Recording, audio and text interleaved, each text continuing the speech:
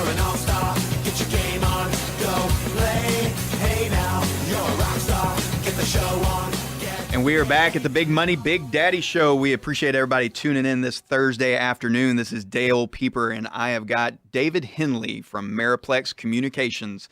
For those that have joined the show maybe a little late today, what we're doing is we've been trying to highlight some successful business owners here in the Houston area, and definitely David is among the supreme of those. And Meriplex is a fantastic company, and I know we kind of hit on what they did early in the show, but it probably wouldn't hurt, since probably some people are joining late, just to kind of for you to kind of give another just quick recap of kind of what Meriplex does and how y'all might be able to help people out there listening on today's show. Sure, absolutely. What Meriplex does is we are a company that offers solutions for data networks, voice and data, whether you're a business local here in Houston, whether you're global, whether you have 5 or 50 locations or 1,000 locations. We solve problems of all customers of all size.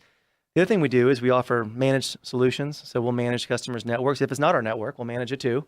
We also provide for the infrastructure and manage the infrastructure, meaning the phone systems, firewall, switches, devices, whatever it is in the IT world, as well as the endpoints of the actual users, servers, and applications.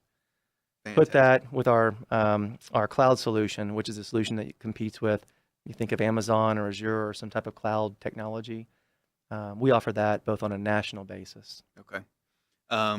So I guess number one, I'm going to have you give out your contact information, but I guess number two, I mean, you've been in the business long enough. I mean, what would somebody want to do, or what would they need to get you in order to have you guys come in and just kind of see if there's an opportunity there for Meriplex? Absolutely. Anyone can email me direct or sales@meriplex.com. Sales@Meriplex, MERIPLEX.com, and my email is dhenley, DHENLEY, @Meriplex.com. Awesome.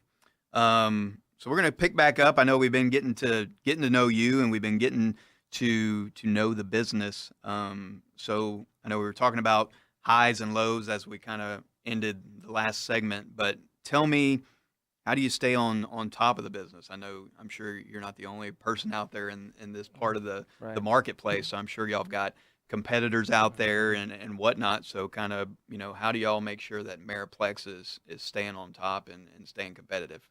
Right. I think there's two big things with that. One is to have vision of the future, which is derived from what business issues are out there, what enterprises are having issues with. What they're thinking, the direction they're wanting to go, keeping your finger on that pulse. And secondly is we are a service business. It's about the people. It's about leaders and excellent people that are on our team that do phenomenal work, both in technology and customer interface. And in order to stay ahead of the market from a technology standpoint, what I found is we keep our executive team in front of customers. I mean, that is, I don't let the secret. I just let the secret out. Didn't I? Did I just do it? I just let the secret out. I just did it. Dang it! But I spend. We'll edit that. No, please edit that out. I told myself, do not tell people that. But I spend between 30 and 40% of my time, believe it or not, in front of customers, meeting with existing customers, meeting with potential new customers, meeting with customers who maybe had an issue or a bad experience that we didn't handle the way we should have. I'm the first one to run out there and understand what could we have done better. And what that does is it keeps you at the forefront, understanding what the market is wanting.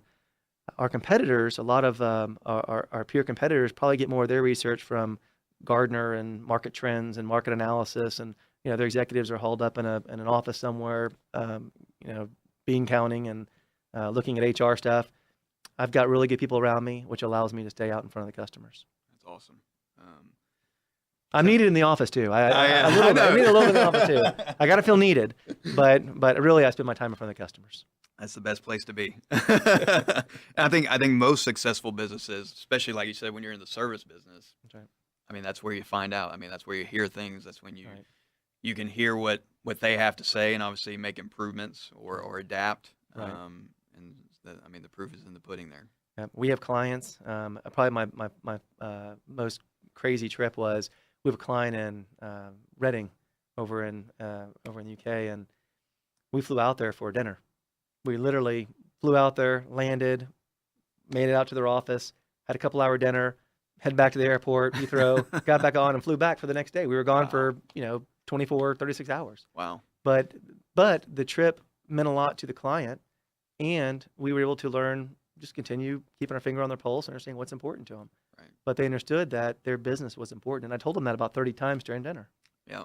And it's interesting. So, I mean, you're in the technology business, so you would think you would try and do stuff, embrace the technology, right? Try and do webinars, phone Right. calls, whatnot. But from what I get, it sounds like it's still better always face to face. And that's here I am now plugging against technology. I do believe in webinars and educational purposes and stuff like that, Yeah. but I'm still old school, and that's part of our culture. Yeah. We believe that people do business with people, and we want to be there to look them in the eye, to say thank you, to hear thank you, and also to be there if there's an issue and handle it like big people right there on the spot.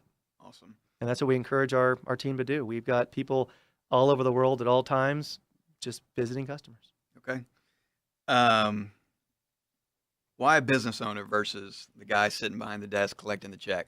I know you mentioned a little bit a while ago about you thought about going into the restaurant business and being Yeah, I a was waiter. in Number one, high were you ever a waiter? Did you I actually go was down for that about a path? month. It didn't work out. I didn't cut it. Solved that problem. I was really relieved in fast. my duties. Yeah. That's what my wife was. She worked at a restaurant when she grew up. So it's Yeah. interesting when we go out to eat. She's always, she's the one saying you need to tip more. Or she understands, and I'm just Yeah. like, Yeah. her service sucks, Yeah. Well, I'd like to say it was my choice, but anyways, the career path was cut short. Awesome. Tough economic times. How does that impact the business? I mean, number one, you're in the technology business, so I assume, technology is always getting better and better and better. Mhm. But I assume even with that, I mean, do y'all still go through some tough economic times in the business, or has it just been all gangbusters? Since All 2001? gangbusters. I would say that the economy has not negatively impacted our business, and especially being headquartered here in Houston. Yeah. We do have a lot of customers here in this marketplace. Obviously, some percentage of those are energy, which aren't exactly in the hungry to buy right now. But with that being said, let's talk about energy for a second. What's happened is they still have the same business requirements. From a technology standpoint, they're still having to service their end users, service their fields, service all their networks, but they're having also to reduce their SG&A at the same time. And so what's happening is kind of the perfect storm for us in a positive fashion, which is they're having to look at service providers, managed service providers, to augment, unfortunately, some of the staff that was doing that work before. Okay. And so we've signed long-term contracts on managed services to help them keep providing a great service to their end users while the business has to operate, even though they've had to get a little tighter on the belt from an SG&A standpoint. That combined with we are very diverse on our market segments, from retail to professional services to some energy to manufacturing, distribution. There's up and downs across the board. As long as you stay diverse in markets and by industry, you're able to weather a lot of those storms and continue to grow as we are. Okay. And I would assume, even like you said, with the energy business here in Houston, I mean, a lot of times when they're looking to cut cost, I guess now is actually a good time for you guys, I would imagine, to get your foot in the door and just say, hey, here's what we can provide, maybe same or lower cost, because people are probably entertaining those ideas a little bit more than That's usual. Right. Now's a great time because you have the big evil telephone companies out there providing these global data networks, and they're expensive. They're hard to get a response from. You may have a billing issue that may lag for 24 months, and you've always thought in the back of your head, I'm going to buy from so-and-so because they're the big multi-billion-dollar company and they're the name, but man, it's painful.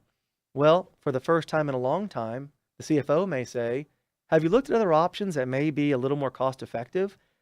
Actually, yes. I'd like to work with companies that still have a little more of a service touch, that I can get a hold of real people and deal with, that will either come see me or I can go see them or whatever, and give them the opportunity to save us some jobs. The more we can save businesses from an SG&A standpoint by using new technology and smarter ways of doing things, and the fact that we don't have the overhead that your mega billion-dollar companies have, we can pass that savings on to the company, and hopefully, especially here in Houston, which is dear to our heart, save some jobs. Yeah. Awesome. Kind of just answered my next question. I said, what would you say makes you have the competitive advantage? But I mean, I think you just gave it. Next It's question, Dale. Yeah. Done. Check that one off.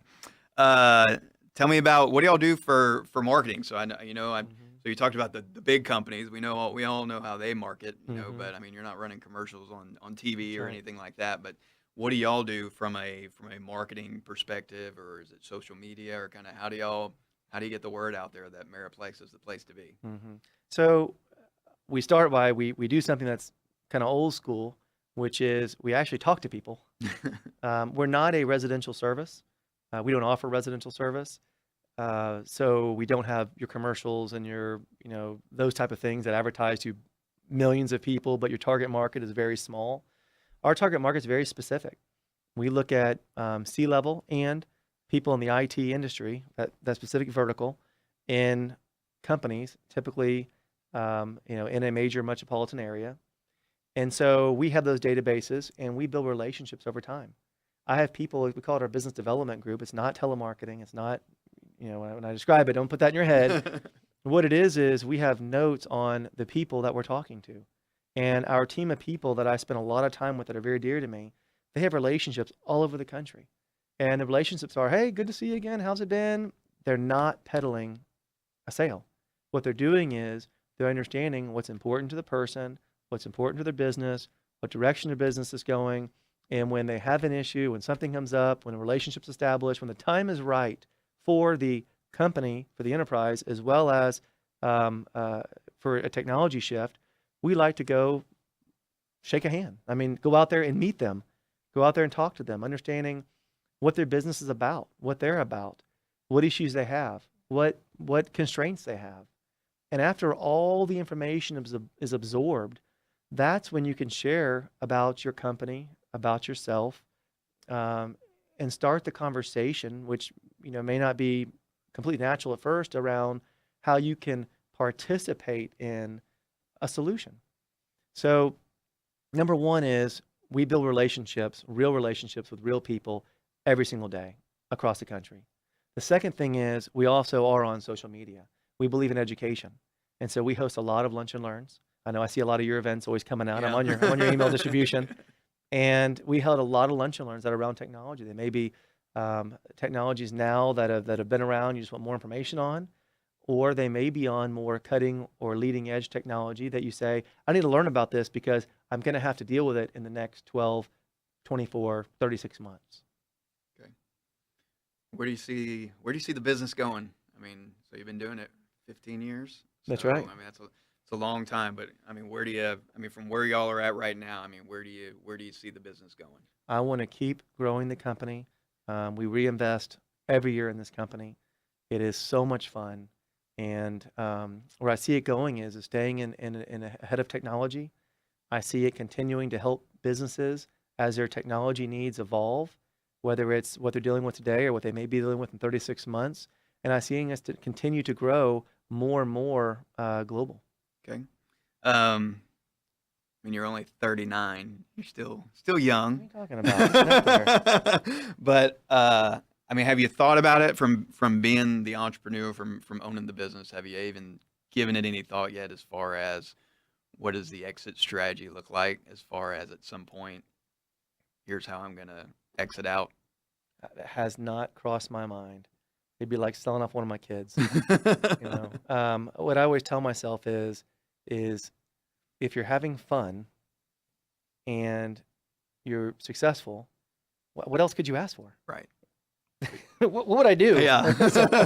Most entrepreneurs I'd be love doing what they do honeydews all day. That's and right. That's one of my weaknesses. We didn't talk about weaknesses yet, but honeydews are one of my weaknesses. So absolutely not. It's something that, we come to work with a group of people, a team, and we have a blast every single day. Awesome. So the last question I always like to ask is, what advice would you give to someone else starting their own business? Dream. Very nice. Simple answer. Simple answer. I'm going to start using that. I'm going to say in one word, describe. But that's fantastic. So do you want to give one more quick take? What does Meriplex do, just in case anybody joined late today? Absolutely. Meriplex is the best national and global data and voice provider.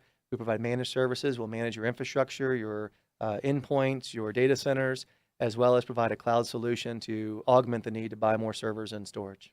Fantastic. We appreciate you, David, being on the show today. We know you got a busy life between work and family, but we appreciate the time today. If anyone has questions or if they want to get in touch with David at Meriplex, feel free to reach out to us at 713-826-0426, or you can email us at bmbd@wealthdesigngroup.net. That's bmbd@wealthdesigngroup.net. This is Big Money, Big Daddy. I've had enough of scheming and messing around with jerks. My car is parked outside, I'm afraid it doesn't work. I'm looking for a partner, someone who gets things fixed. Ask yourself this question, do you want to be rich? I've got the brains, you've got the looks. Let's make lots of money. You've got the brawn, I've got the brain. Let's make lots of money. You got the brawn, you got the brain. You want money. You can tell I'm educated. I studied at the soul. Hypothetical examples discussed are not intended to suggest a course of action or represent the performance of any product or security. All investments contain risk and may lose value. Past performance is not a guarantee of future results. Diversification does not guarantee profit or protect against market loss. Investing in foreign securities may involve heightened risk, including currency fluctuations, less liquid trading markets, greater price volatility, political and economic instability, less publicly available information, and changes in tax or currency laws. Such risks may be enhanced in emerging markets. The S&P 500 index is generally considered representative of the stock market as a whole. It, however, focuses on the large cap segment of the U.S. market. Indexes are unmanaged and you cannot invest directly in an index. Wealth Design Group does not give tax or legal advice. Anything mentioned in the show related to these items is not advice, and you must check with your CPA or attorney prior to taking action. Securities products and advisory